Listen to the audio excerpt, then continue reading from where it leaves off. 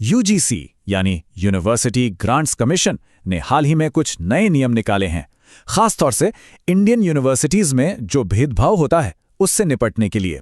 अब देखिए, मकसद तो बहुत अच्छा है, शिक्षा में बराबरी लाना, पर इन नियमों के आते ही एक नई बहस छिड़ गई है।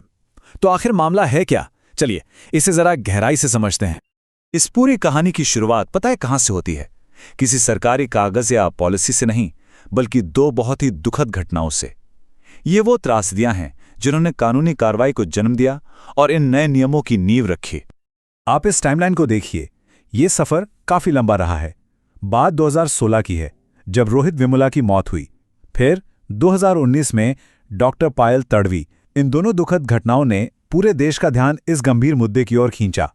इसके बाद उनकी माताओं ने हिम्मत नहीं हारी, वो सुप्रीम कोर्ट गईं और फिर कई साल के इंतजार के बाद जनवरी 2024 में जाकर ये नए नियम सामने आए। तो सवाल यह है कि इन नए नियमों में आखिर है क्या? क्या बदला है? चलिए इस नई रूल बुक को जरा खोल कर देखते हैं। तो देखिए, इस नए सिस्टम का जो कोर है ना, वो 3 लेवल पर काम करेगा। सबसे पहले एक इक्वल अपॉर्चुनिटीज सेंटर होगा। इसका काम होगा पॉलिसीज को ठीक से लागू करवाना। फिर एक इक्विटी कमेटी होगी, इसमें रिजर्व्ड कैटेगरीज के मेंबर्स का होना जरूरी है और ये शिकायतों पर फटाफट मतलब 15 दिन के अंदर एक्शन लेगी। और तीसरा है इक्विटी स्क्वाड। सोचिए, ये एक तरह की मोबाइल टीम होगी जो कैंपस में घूमकर नजर रखेगी ताकि भेदभाव की कोई घटना हो ही ना। तो पुराने और नए नियमों में आखिर फर्क क्या है, ये समझना बहुत जरूरी है। देखिए, 2012 के जो नियम थे वो बस एक सलाह की तरह थे, मानो या ना मानो।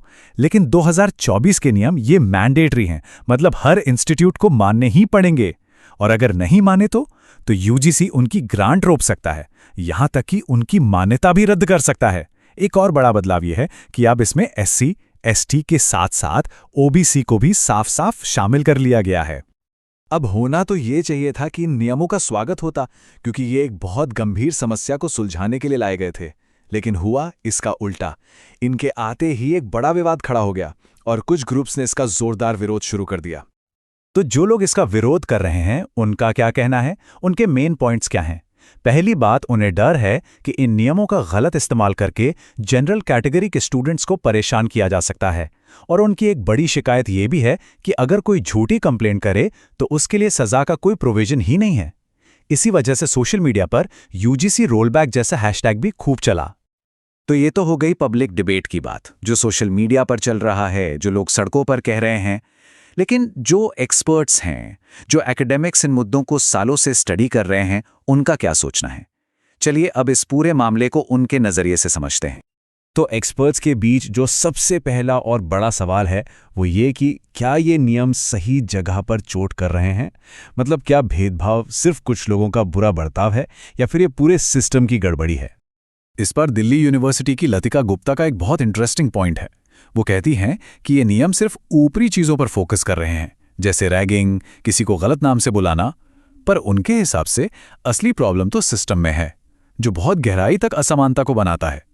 ये सिर्फ किसी एक इंसान के गलत व्यवहार की बात नहीं है, ये उस पूरे ढांचे की बात है जो बचपन से ही भेदभाव की नींव रख देता है।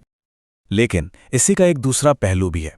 सोशियोलॉजिस्ट सतीश देशपांडे का मानना है कि हो सकता है ये कानून परफेक्ट ना हो, लेकिन इसकी सिंबॉलिक वैल्यू बहुत बड़ी है। वो कहते हैं कि सबसे बुरा उत्पीड़न तो तब होता है जब आपको ये कहने भी नहीं दिया जाता कि आपके साथ गलत हो रहा है। ये कानून कम से कम इस बात को ऑफिशियली मानता है कि हाँ, भेदभाव होता है और अब इसे अनदेखा नहीं किया जा सकता। एक और बहुत जरूरी सवाल है जिस पर बहस हो रही है, और वो है इन नियमों का दायरा। इसमें जाति के साथ साथ विकलांगता और आर्थिक स्थिति को भी रखा गया है।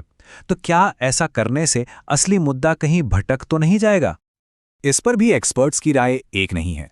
एक तरफ लतिका गुप्ता हैं जो इसे एक वैचारिक गलती कहती हैं।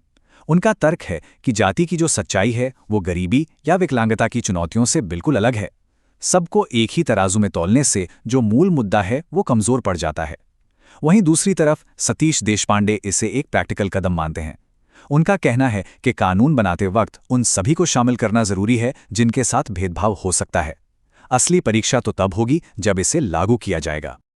अच्छा, अब आते हैं उस तर्क पर जो विरोध करने वाले सबसे ज्यादा इस्तेमाल कर रहे हैं, और वो है इन नियमों के दुरुपयोग का डर। क्या वाकई इन नियमों को एक हथियार की तरह इस्तेमाल किया जा सकता है? इस पर सतीश देशपांडे का विश्लेषण बहुत गहरा है।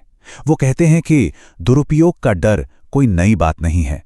जब भी इतिहास में किसी कमजोर वर्ग को ताकत देने के लिए कोई कानून बनता है तो सबसे पहली आवाज यही उठती है कि इसका मिसयूज होगा।